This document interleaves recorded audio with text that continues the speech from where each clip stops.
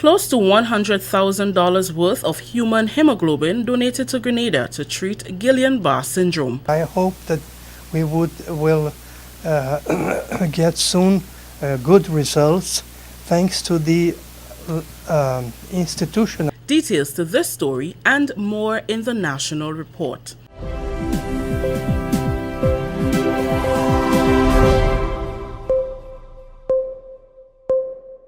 With the National Report, I am Rakisha St. Louis.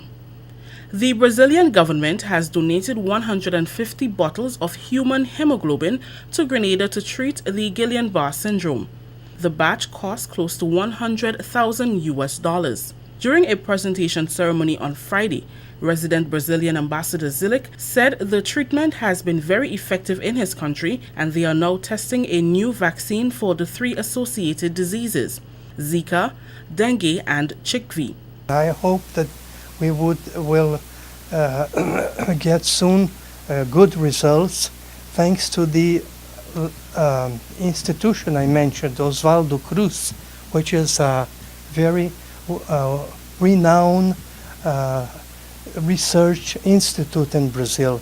And we hope, I know Dr. Mitchell is familiar with this institute, and I hope that we can establish some kind of cooperation because of the size of Brazil, the population, and the size of Grenada. We could do with a very little, including financial resources. We could do a lot of good to the people of Grenada. Chief Medical Officer Dr. George Mitchell says they are gratified to be armed with the treatment for Guillain-Barré. It is extremely expensive to treat one patient.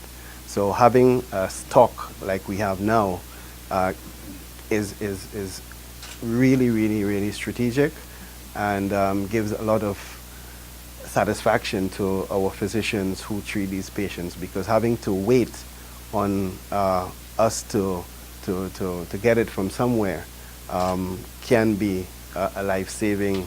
It's a matter of life and death sometimes. One vial costs between $22,000 and $26,000, but they will be given to patients free of cost.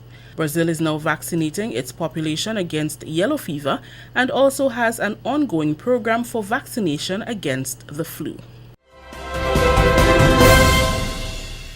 The National Disaster Management Agency, NADMA, says it has received information from the Met Office at the Maurice Bishop International Airport that a tropical wave located several hundred miles southwest of Cape Verde Islands have become better organized since Thursday.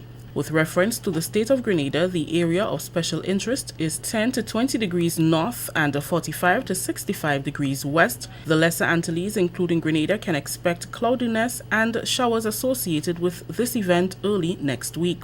The Met Office says this system is yet to enter our area of special interest. It has a low chance of becoming a tropical cyclone within the next 48 hours and a medium chance within the next 5 days.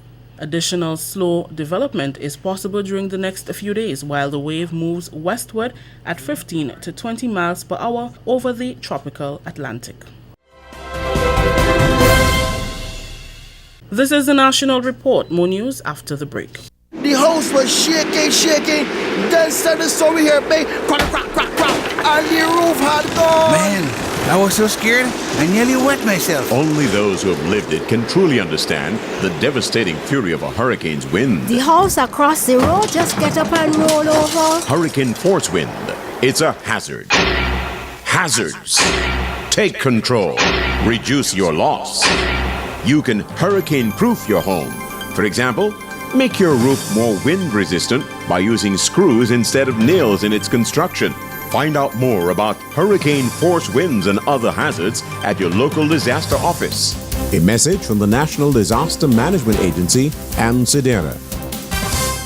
A project aimed at revitalizing nearly 2,000 hectares of agricultural lands that have been idle since the passage of Hurricanes Ivan and Emily will soon be on the way in Grenada.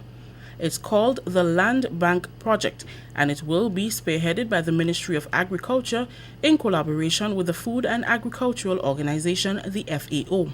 The announcement was made by Minister for Forestry and Fisheries Honorable Alvin Dabrio during his address for the 2017 World Day to Combat Desertification, which will be observed on Saturday, June 17th.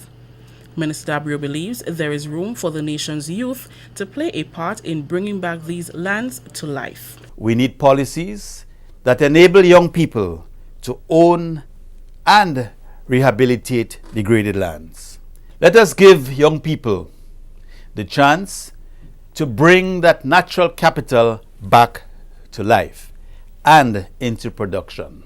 Minister Dabrio says if new technology and knowledge are secure, new green sectors can be developed, creating new markets for rural products. With the right type of investments in land, rural infrastructure, and skills development, the future can be bright. Minister Dabrio's address will be aired in its entirety on the Government Information Service tomorrow, June 17th. A commitment has been made by China's new ambassador to Grenada to adhere to the One China policy. Dr. Zhao Yunchin was presenting his credentials to Governor General Dame Cecile Lagrenade on Friday. During my tenure, I will exert my best efforts to advance China-Grenada relations and cement the friendship between the two peoples. I am convinced that in carrying out this important mission, I shall receive support and assistance from Your Excellency and your government. Dame Cecile thanked China for assistance in areas like health, education, agriculture, and its role in helping to mitigate the effects of climate change. China played a leading role in the area of climate change, which is posing a threat to the world.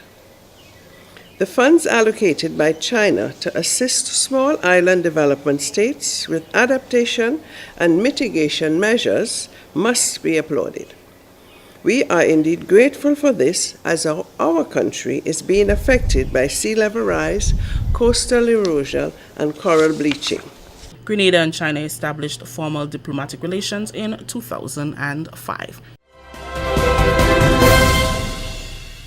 And that's the National Report. I am Rakisha St. Louis.